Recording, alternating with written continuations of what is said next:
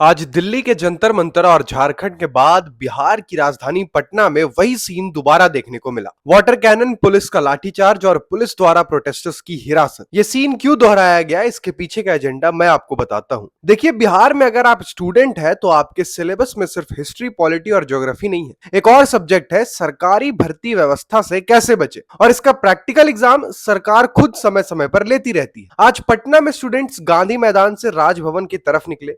Barricade टूटा, police से टकराव हुआ, कई स्टूडेंट्स को हिरासत में लिया गया। लेकिन सवाल यह है, आखिर ये स्टूडेंट सड़क पर क्यों है? मान लीजिए मैं बिहार का एक स्टूडेंट हूं, मैंने बीपीएससी की तैयारी की, कोचिंग की, फीस दी, कमरा लिया, किताबें खरीदी, घर वालों से पैसे लिए, और फिर 70th बीपीएससी में करीब 4,83,000 लोगों के साथ कंपटीशन में उतर गया।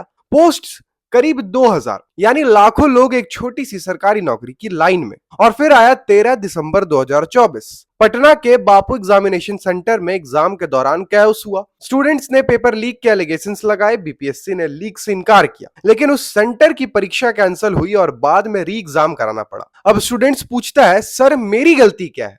मैंने तो पढ़ाई की थी।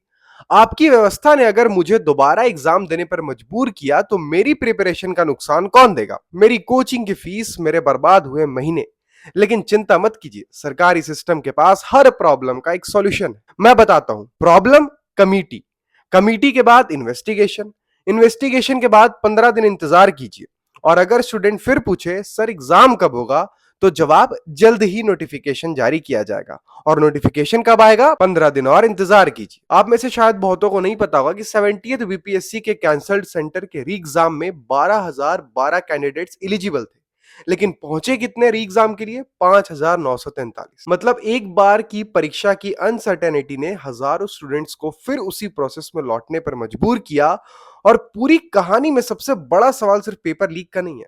सवाल है, क्या गवर्नमेंट रिक्रूटमेंट सिस्टम पर स्टूडेंट भरोसा कर सकता है? क्योंकि जब एक कैंडिडेट 2-3 साल तैयारी करता है तो उसके लिए एग्जाम सिर्फ 2 घंटे का पेपर नहीं होता। वो उसके घर का पैसा होता है, उसकी उम्र होती है, उसका करियर होता है, उसकी पूरी जिंदगी का एक हिस्सा होता है। और आज अगस्त 2026 में वही फ्रस्ट्रेशन फिर पटना की सड़कों पर दिखाई दे रही है। इसी बीच आप में से बहुतों को नहीं पता होगा, सरकार ने अब विद्यार्थी सहयोग शिविर शुरू करने की बात कही है। हर महीने स्टूडेंट्स की शिकायतें सुनने के लिए सरकार को इस आयोग की जरूरत ही नहीं होती अगर वो सड़क पर उतरे छात्रों की आवाज ही सुन लेते। लेकिन स्टूडेंट शायद एक छोटा सा करेक्शन चाहता है। उन्हें सिर्फ कंप्लेंट काउंटर नहीं चाहिए, उन्हें ऐसा रिक्रूटमेंट सिस्टम चाहिए जिसमें कंप्लेंट करने की जरूरत ही कम पड़े। और आप सबको इस चीज का समर्थन करना चाहिए कि जब तक इस देश में पेपर लीक का हल री एग्जाम नहीं, उस पूरे सिस्टम के एक एक शख्स की रेजिग्नेशन से नहीं होगी, तब तक ये स्टूडेंट्स तो सर सड़कों पर ऐसे ही नजर आएंगे।